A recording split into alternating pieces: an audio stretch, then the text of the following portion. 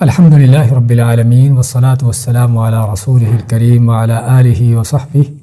ومن سار علی نہجہ الی یوم الدین وسلم تسلیما کثیرا اما بعد۔ اللہ تعالیٰ کا فرمان ہے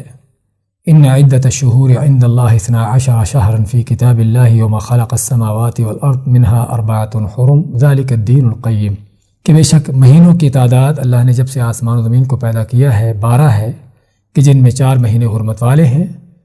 فرمایا ہے کہ یہی جو سچا صحیح دین ہے۔ اب یہ 12 مہینے جس کا اللہ نے ذکر کیا ہے قرآن کریم کی اس آیت میں وہ کون سے ہیں؟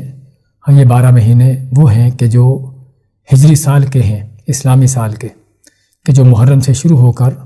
ذوالحجہ پر ختم ہوتے ہیں، اور فرمایا کہ انہی میں سے 4 مہینے حرمت والے ہیں۔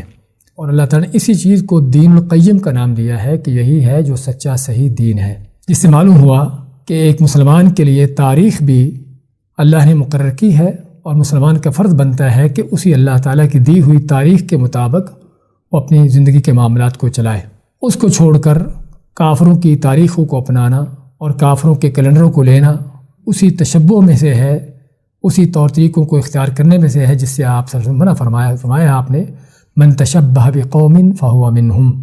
کہ جو کسی قوم کے طور طریقے اختیار کرتا ہے وہ انہی میں سے ہے۔ یعنی اگر کافروں کے کیلنڈر، ان کی تاریخیں، ان کی ڈیٹیں لی جاتی ہیں، ان کے سال لیے جاتے ہیں، تو یہ بھی ان کافروں کے ساتھ ملنا جلنا ہے، ان کے شکل و شباہتیں اختیار کرنا ہے، اور اس سے معلوم ہوتا ہے کہ بڑا خطرناک موضوع ہے کہ جسے ہمیں سمجھنے کی ضرورت ہے۔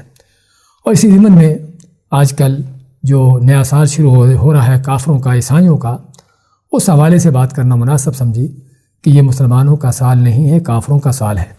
یہ اسلام کے دشمنوں کا سال ہے۔ اس سال کے شروع ہونے پر مبارکبادیں دینا، اس کو منانا، اس سال کے حوالے سے اس طرح کے فنکشن کرنا یا اس میں کوئی شرکت کرنا حقیقت میں کسی مسلمان کو زیب نہیں دیتا، بلکہ اس کے لیے سرے سے جائز ہی نہیں ہے کہ یہ کام کرے۔ اس لیے ہم کو ضرورت ہے کہ ہم وہی کام کریں کہ جس کے اللہ اس کے رسول صلی اللہ علیہ وسلم نے ہمیں حکم دیا ہے، اسی تاریخ کو اپنائیں کہ جو اسلام اور مسلمانوں کی تاریخ ہے، کہ جس کا تعلق نبی کریم صلی اللہ علیہ وسلم کی عظیم ہجرت کے واقعے سے شروع ہوتا ہے۔ تو ایک مسلمان کو ضرورت ہے اس اسلامی تاریخ کے ساتھ چلے، نہ کہ کافروں کی تاریخوں کو اپنائے، کہ جو تاریخیں جھوٹی بھی ہیں اور بے بنیاد ہیں،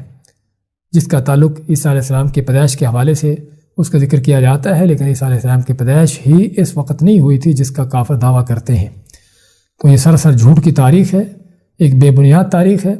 ایسی چیزوں کے پیچھے چلنا کسی مسلمان کو لائق نہیں دیتا، اس کو زیب نہیں دیتا۔ اللہ تعالیٰ سے دعا ہے کہ اللہ تعالیٰ ہمیں دین حق کو سمجھنے کی، سیکھنے کی، اس پر عمل پیرا ہونے کی توفیق دے۔ بارک اللہ فیکم۔